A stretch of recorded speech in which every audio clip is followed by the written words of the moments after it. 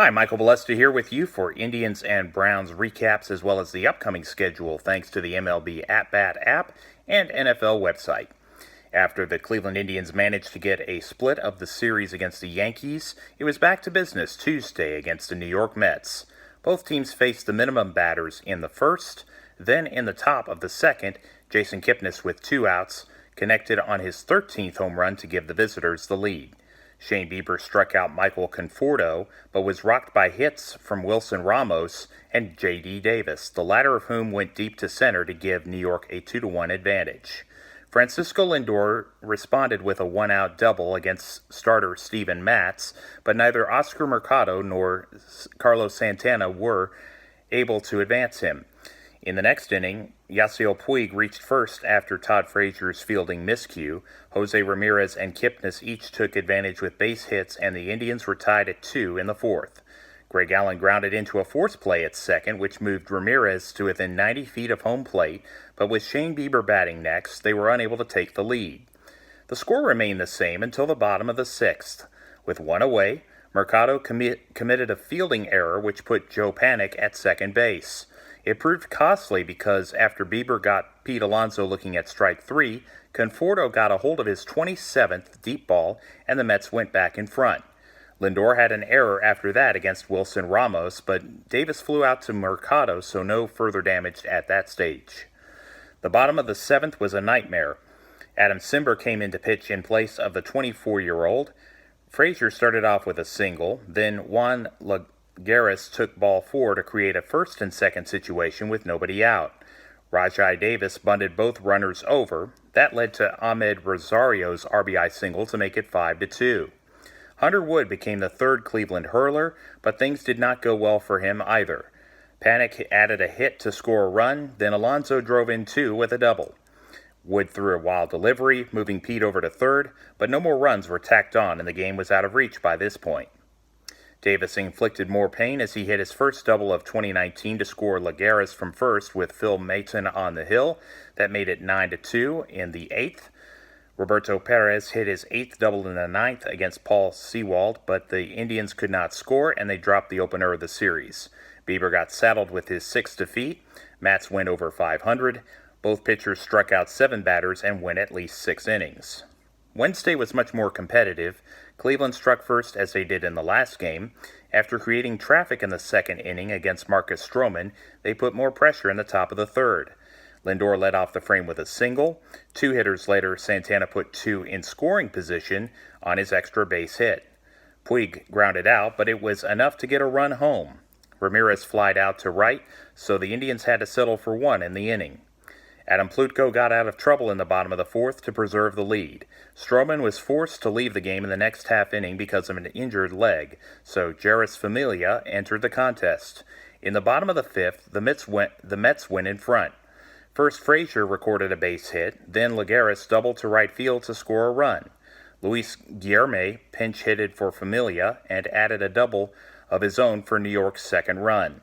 Brad Brach was on the mound for Familia in the 6th, and Cleveland was ready to respond. Santana took base on ball 4, and 2 hitters later, Ramirez hit his 3rd triple of the season to level the score. With 1 out, Kipnis could not produce a sacrifice fly.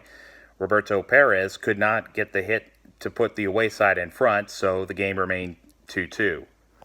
The Indians could only muster a single from Tyler Naquin against Justin Wilson in the top of the 7th. Nick Goody had an adventurous half inning, walking 2, but managed to work around the jam. Oliver Perez and Cimber took turns in the 8th to keep the score unchanged. Kipnis won the at-bat against Seth Lugo in the 9th by producing a hit. Roberto and Naquin, though retired, did move Jason up a base, but Oscar Mercado grounded out. Nick Wickren got Davis, Frazier, and later Aaron Altherr out to force extra innings. Things were looking up as Carlos Santana faced Luis Avilan, pounding his 40th home run to give Cleveland a 3-2 lead in the top of the 10th. Brad Hand hoped to get his hands on another save. Rosario led off the last of the 10th with a double and was moved over to third on Joe Panik's bunt. After Pete Alonso was given a free pass, it was first and third with 1 out. Michael Conforto reached on a ground ball with Carlos Santana throwing to Francisco Lindor for the out at second. Rosario scored on the play to make it 3-all. Wilson Ramos made it first and second after his base hit. J.D. Davis ended the game with his single to left field, and the Mets won. Hand was charged with his fifth blown save and fourth loss against 6 wins. Bratch blew his third save for New York, but the win went to Avilan to remain a perfect 4-0. Thursday's game took just over 2 hours, but was called in the bottom of the 8th at 1:23 p.m. local time. Aaron Civale and Noah Syndergaard had a nice pitcher's duel. The scoring took place in the bottom of the 4th. Panik led off the frame with a single. 2 batters later, Conforto's ground rule double put runners at second and third. Ramos drove in both base runners with his extra base hit to the right side. Davis and Frazier could not extend the lead. The Indians put a rally together as Naquin and Lindor each hit singles. Greg Allen could not keep the top of the 6th going as he grounded out. Civale was able to keep Cleveland close by striking out Panik and Alonso. He was pulled following Conforto's hit. Tyler Clippard came on and got Ramos to line out to Naquin after Conforto swiped second. Familia pitched the 7th. Ramirez did get on with 2 outs, but Kipnis was retired. Clippard was charged with an error which allowed Todd Frazier to get on. Then Yasiel Puig committed an error on his throw. Fortunately, Juan Lagares lined to Naquin, and Kevin Plawecki tagged Frazier at the plate. Sewald pitched the 8th, and the Cleveland bats could produce nothing. The game would be halted after Luis Guillerme walked and Ahmed Rosario's hit put runners on the corners. It was an official game, giving Syndergaard his 9th win of the year. Sewald got his initial save. Civale went to 1 win against 3 defeats. Coming off getting swept against New York's National League side, Cleveland found a way to take off the stench on Friday, hosting the Kansas City Royals. Though Santana and Puig hit singles against Jacob Junis in the first, there was no scoring in the bottom of the first. Next inning, Kipnis, Franmil Reyes, and Naquin each made bat contact, giving the Indians a 2-0 lead. Lindor was the 5th batter of the sequence. He drove in his 22nd home run, and the team had enough offense to work with for starter Zach Plesac. It was a solid start for him as he made it through the 5th without conceding. He came up short in his bid to keep the opposition off the scoreboard. Nicky Lopez led off the 6th inning with a single, then scored on Hunter Dozier's 8th triple of 2019. With 2 outs, Oliver Perez struck out Ryan O'Hearn after walking Alex Gordon. The left-handed pitcher had a 1-2-3 7th before Nick Goody threw a 0 next inning. Brad Hand rebounded nicely from Wednesday. After a base hit by Gordon, he got Cheslor Cuthbert to ground into a double play, then got Bubba Starling to ground out at 1 minute past 10 o'clock local time. The Indians got back on track with a 4-1 victory before almost 32,000. Plesac went to 7 up and 4 down. Hand reached 30 saves. Meanwhile, Junis went to 8 and 12 after lasting 4 innings. Saturday felt very similar to the previous night. The Indians had a 4-run frame early, then did what was necessary to get the remaining outs. Like Friday, the home side put runners on in the maiden inning. Francisco Lindor and Yasiel Puig recorded base hits. Mike Freeman drew a walk, but Jason Kipnis did not drive the ball far enough as Alex Gordon made the catch playing in left field. Trouble came in the bottom of the 2nd. With 1 out, Jose Ramirez was injured on the wrist and had to leave the game. Reading the ESPN and MLB Network tickers, he will miss some time, so prayers on his recovery. As for the rest of the inning, Naquin walked, but Cleveland did not score in the 2nd. Next inning, Oscar Mercado hit his 19th double to left field, then went to third 2 batters later following Glenn Sparkman's wild pitch. With 2 down, Freeman came up with an RBI single. After Jason Kipnis took base on balls, Franmil Reyes came up with the goods by homering for a 30th time. Kansas City hung around, finally getting to Mike Clevenger as Mabrice Valoria drove in Cuthbert in the top of the 4th. The 5th inning was nervy as Freeman made an error, allowing Humberto Arteaga to get on base. He moved over to third after the 2nd out, but after Jorge Soler drew a walk, Clevenger struck out Hunter Dozier to end the threat. Mike made it into the 6th, but was given the hook with 2 away and Cuthbert at third 1 batter after hitting a double. Like Friday, Oliver Perez got the 3rd out. This time he did not get through the next inning he pitched.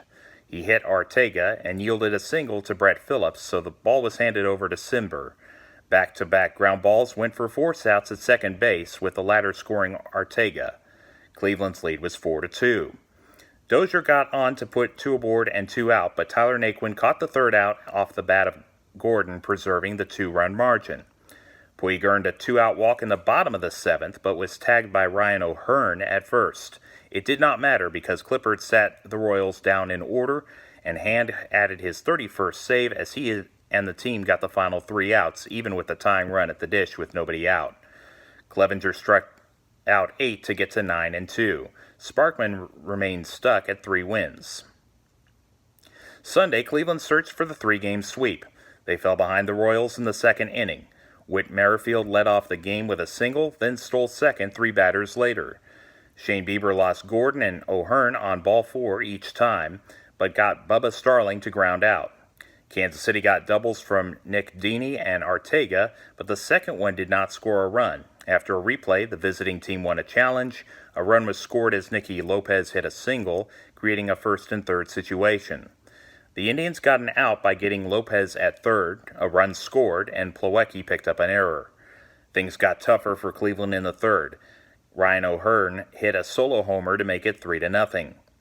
In the last half of the third, Eric Skoglund walked third baseman Yu Chang, and Plawecki atoned for his mistake earlier by hitting his third deep ball of the season. Greg Allen took advantage of Arteaga's error by reaching first. He then swiped his 4th stolen base to get in scoring position. Lindor was retired but got to third. Oscar Mercado could not drive Allen in. Carlos Santana did get on to put runners on the corners, but Yasiel Puig was the third out. The score stayed the same until the bottom of the 7th inning. Chang hit his first triple of the year, which set the stage for Plawecki to tie the game on a base hit. After multiple Royals pitching changes, the Indians left runners on base, which kept the game tied at 3. In the top of the 8th, Kansas City was set to take control. Whitgren came in to pitch for the home team. Lindor's error put Merrifield on base, and Soler took advantage by hitting his 36th home run. After Dozier grounded out, Gordon reached base, paving the way for Phil Maton to enter. He didn't fare much better. O'Hearn walked, and after Starling swung at strike 3, Dini also took ball 4 to load the bases. Maton then threw a wild delivery, which scored Kansas City's 6th run. After losing Arteaga, Hunter Wood was asked to get the team out of the jam. It got worse. Lopez's hit drove in 2 more to make the score 8-3. The Royals sent Jacob Barnes to pitch the 8th. Franmil Reyes took him deep to right center field, giving Cleveland a spark. Kipnis, Chang, and Plawecki could not feed off the momentum as they each grounded out. The 6th Kansas City pitcher to try to close the show was Ian Kennedy. After Allen struck out, Lindor struck his 23rd dinger to make it a 3-run game. The Indians were then down to their final out after Oscar was retired. Then things got strange. Santana walked, followed by a single by Puig. Reyes would replicate his last at-bat with another home run for his 32nd and tied the game at 8. Kipnis tried to be the hero but popped out, meaning that there would be a 10th inning. Nick Goody took Hunter Wood's place, but the move backfired because Ryan O'Hearn hit a solo home run to right field. In the bottom half of the frame, Jorge Lopez replaced Kennedy on the hill, while Mike Freeman pinch hit for Chang. Freeman foul-tipped to the catcher for strike 3. Tyler Naquin came in Kevin Plawecki's spot, but went down swinging, and Dini threw to O'Hearn at first to complete the strikeout. The game was left up to Allen, but he grounded out, giving the Royals a 9-8 win. Scott Barlow blew a save in the 6th, but Kennedy got his first win, and Lopez likewise earned his initial save. Goody tasted defeat for the first time, but still has 3 wins in 2019. The Indians get back at it tonight for the start of a 6-game road trip. They are in Detroit for 3 games. The first 2 start at 10 past 6 Central Time. Adam Plutko and Spencer Turnbull will be the pitching matchup this evening. Wednesday features Aaron Civale versus Jordan Zimmerman. Both look for their 2nd win tomorrow. In the finale at 12:10 p.m. Thursday, Mike Clevenger hopes to get his 10th win against Daniel Norris. A big weekend series takes place in Tampa Bay as the two wildcard leaders collide. Friday's game gets underway at 6:10, then Saturday starts an hour earlier, and Sunday just after 12. Entering today's games, Cleveland is 76 and 55, while the Rays are 76 and 56 and tied with the Oakland Athletics for the second wildcard spot at 75 and 55. The Boston Red Sox are 6 games back of them. As for the American League Central Division, the Minnesota Twins lead is 3.5 games. Looking at the rest of the playoff picture, the Yankees and Astros lead their respective divisions. Over in the National League, the Dodgers, Braves, and Cardinals occupy the top spots, with the Nationals and Cubs on course to face each other in the wild card.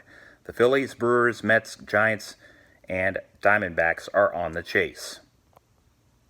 The Cleveland Browns were in Tampa Bay to play the Buccaneers last Friday. The Bucs got the ball first, and the Browns had a very good opening series. After a first down by Brashad Perriman from Jameis Winston on 3rd and 7, Sheldon Richardson had a tackle for loss on Peyton Barber. That was followed by back-to-back sacks from Olivier Vernon and Richardson to help change the field position. The Cleveland offense took the field, and Baker Mayfield threw 5-yard passes to Rashard Higgins and Derek Willis to get in Tampa territory. A completion to Demetrius Harris for 8 yards created a field goal attempt from 54 yards. Austin Seibert made the kick to put the Browns up 3-0 with more than 6 minutes elapsed. The home team had a better series on drive number 2. Winston found Chris Godwin for gains of 20 and 15. Brashad Perriman and O.J. Howard each moved the sticks. The red zone defense tightened up on a 3rd and 6. Denzel Ward sacked the quarterback to force a field goal attempt, which was wide by Matt Gay with less than 2.5 minutes left in the opening quarter. Both defenses did their part on the next series, each forcing a 3-and-out. That included a Christian Kirksey sack on the final play of the quarter. Cleveland began their next offensive series after Bradley Pinion's punt only went 27 yards. Dontrell Hilliard did not get much on the return, but the Browns were already in the range of Austin Seibert based on his first attempt. Baker found Derek Willis, who went down at the 25-yard line. Then Kareem Hunt got a sizable gain on first down, but back-to-back incompletions left a sour taste on the drive, having to settle for 3 more points. Seibert had no problems and made it 6-0. Joe Schobert and Olivier Vernon combined for a tackle for loss on Ronald Jones on Tampa's next series. 2 plays later, Vernon was able to take Winston down to get the defense off the field. And they were able to create another short field. The Browns started their 4th possession just past midfield. After incompletions on 1st and 2nd down, Mayfield went to Kareem but was stopped well short of first down yardage. A penalty for roughing the passer on Ndamukong Suh kept the drive alive. After Hunt got 3 more yards, Devin White was offside, so it created 2nd and short inside the 25. 3 plays later, Rashard Higgins was on the receiving end of a 6-yard completion. Pharaoh Brown took the ball down to the 4 on 2nd and 9. From there, the offense stalled. Raheem Nunez-Roches sacked the second-year quarterback. A pass to Jalen Strong was incomplete.